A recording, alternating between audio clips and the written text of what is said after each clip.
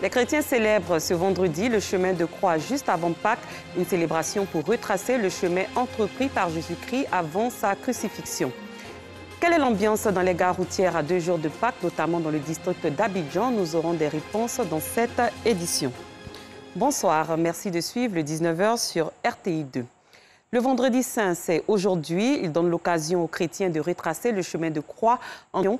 Après sa condamnation à mort, le Christ a porté lui-même la croix sur laquelle il allait être crucifié depuis le tribunal de Ponce Pilate jusqu'au mont Golgotha ou mont du Calvaire à Jérusalem.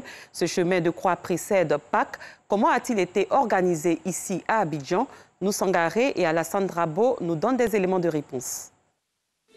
C'est le point culminant du carême. Le vendredi saint a été commémoré à la paroisse. Pas de procès oblige. Fidèles sur le chemin de la croix. Nous sommes venus pleurer pour ce qu'il a vécu sur la terre, pour ce qu'il a vu à cause de nous, nos péchés. Une croix qui symbolise la souffrance de l'homme et sa victoire sur le mal et la mort. Les 14 stations marquant les différentes étapes que le Christ a traversées dans sa passion ont été passées en revue.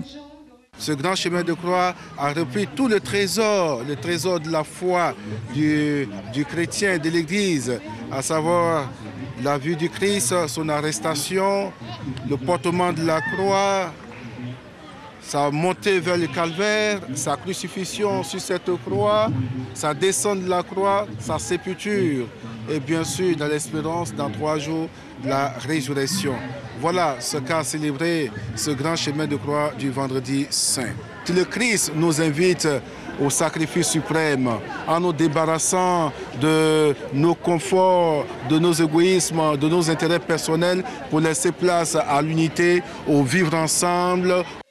Une commémoration qui, selon les fidèles chrétiens catholiques, est l'expression de la reconnaissance au Fils de Dieu, mort sur la croix pour les sauver.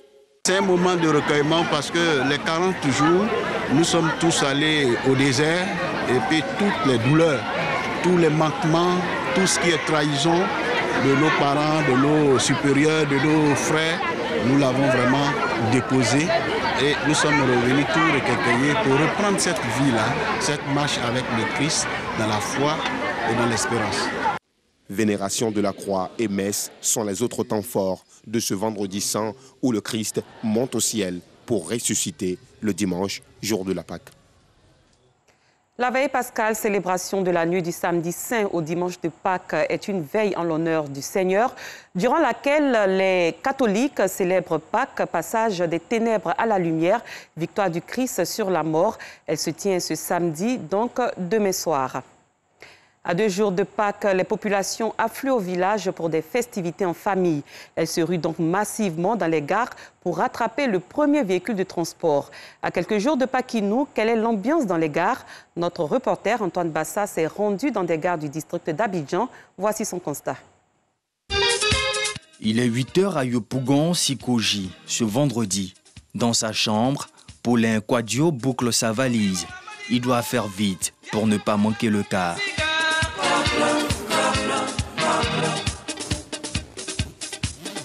Quelques minutes après, notre voyageur est prêt.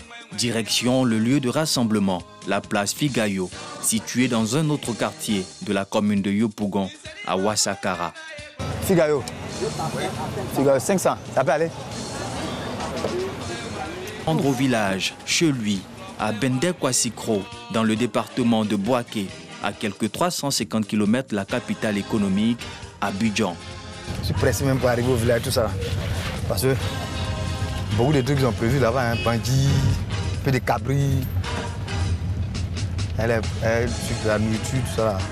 Comme lui, ils sont nombreux, ces baoulés vivant à Abidjan, qui ne veulent pas se faire raconter l'événement.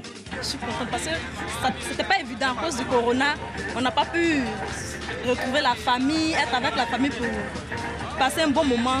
Cette année, l'occasion nous a permis. Donc nous allons en profiter pour bien s'amuser et passer une belle fête avec la famille. Il y a les retrouvailles, il y a le fait que, vous voyez, le baoulé lui-même, c'est quelqu'un qui aime la terre. Donc généralement, les gens sont en brousse. Donc c'est le temps. Et puis pour nous, ceux qui travaillent, et puis faire beaucoup de choses. Pour faire face à l'affluence, les responsables de cette gare, située au quartier Fanny, les bouchées doubles. À partir du 29 mars, nous avons mis en place des planifications spéciales et depuis le 31, nous sommes en 24 heures sur 24, donc en discontinu jusqu'au 3 avril.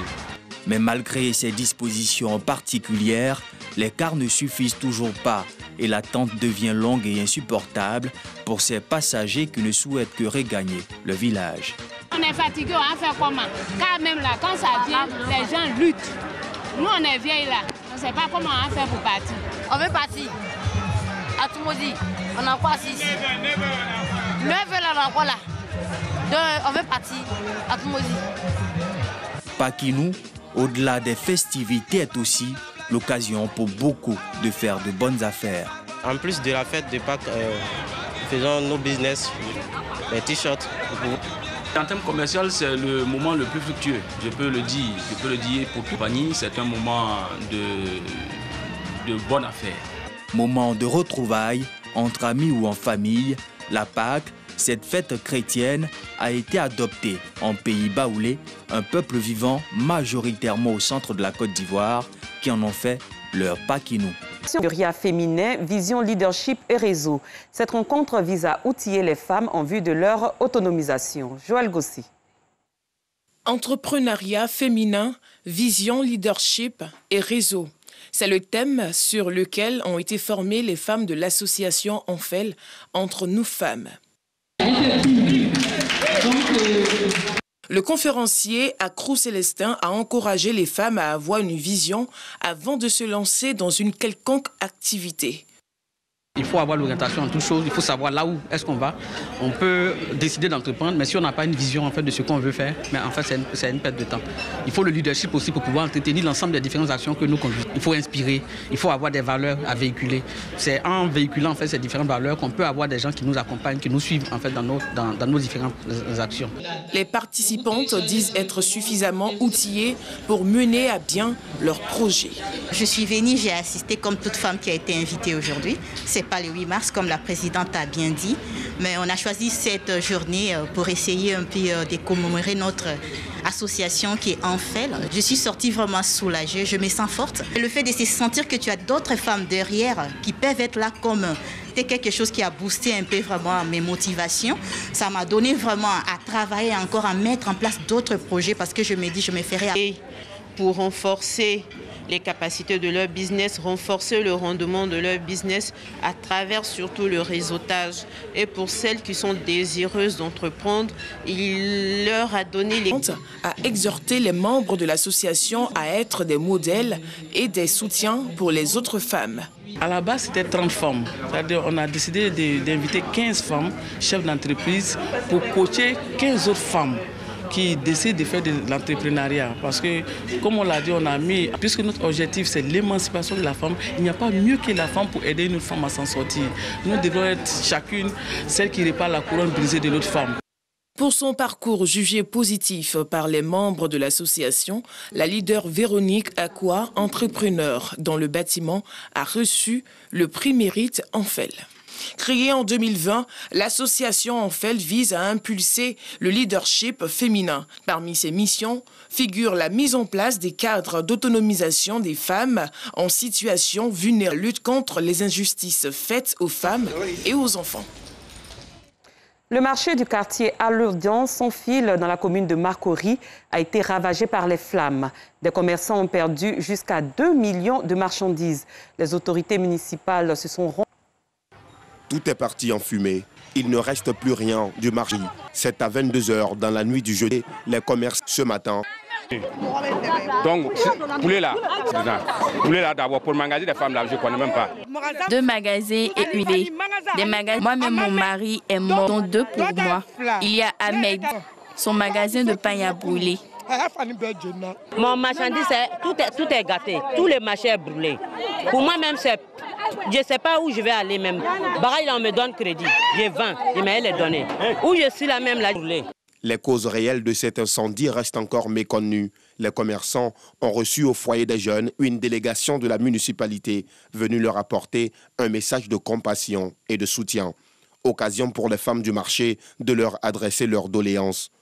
Dites au maire que ses enfants, ses sœurs du marché l'interpellent, qu'il nous aide avec toutes ses forces, qu'il nous aide avec tous ses moyens. J'ai seulement dit à la population impactée que nous sommes d'abord les dit Yako, de prime abord, quand même ce sont nos administrés. On a les dit Yako pour leur souhaiter beaucoup de courage et de tenir bon. Ensuite maintenant pour leur dire de faire une liste de tous les impactés pour que maintenant avec le service social et la maire adjointe en charge de social et tous les conseillers, nous allons voir qu'est-ce qu'on peut faire. Les pertes, de les évaluer. Dans le regard de certaines commerçantes, la peur de l'avenir semble remplacer la confiance de la veille, lorsque les magasins et les étals étaient pleins à craquer pour cette fête de Pâques.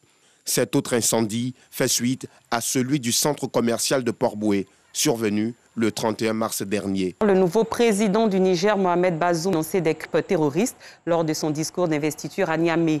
Le pays sahélien fait face à une recrudescence d'attaques djihadistes. C'est reparti avec Alassane Drabou. Fidèle parmi les fidèles de l'ex-président nigérien Mahamadou Issoufou, son successeur Mohamed Bazoum, investi vendredi, entend assurer la continuité à la tête d'un pays en crise, confronté à d'immenses défis, particulièrement des attaques djihadistes de plus en plus nombreuses et meurtrières. Mohamed Bazoum est le premier président à accéder au pouvoir après une transition démocratique entre deux présidents élus dans ce pays, en proie au coup d'État et tentative de putsch depuis l'indépendance en 1960. Une dernière tentative a été déjouée mercredi, selon le gouvernement. La continuité a été le maître mot de la campagne de celui qui fut le bras droit d'Issoufou durant ces 10 années de pouvoir, comme dans la lutte contre l'insécurité qui n'a fait qu'augmenter récemment avec plus de 300 morts dans des attaques attribuées aux djihadistes, en rester à la Nigérien pour la démocratie et le social fondateur comme Issoufou, mais aussi en jouant les fidèles lieutenants comme ministre de l'Intérieur ou ministre d'État à la présidence lors de la réélection d'Issoufou en 2016. Homme de réseau avec fonction programmée d'un DS. Né en 1960 à Bilabrine, dans la région de Diffa, au sud-est du Niger, au Niger, ce qui lui a valu des accusations sur ses origines étrangères lors de la campagne. Fin de cette édition. Merci d'avoir été des nôtres.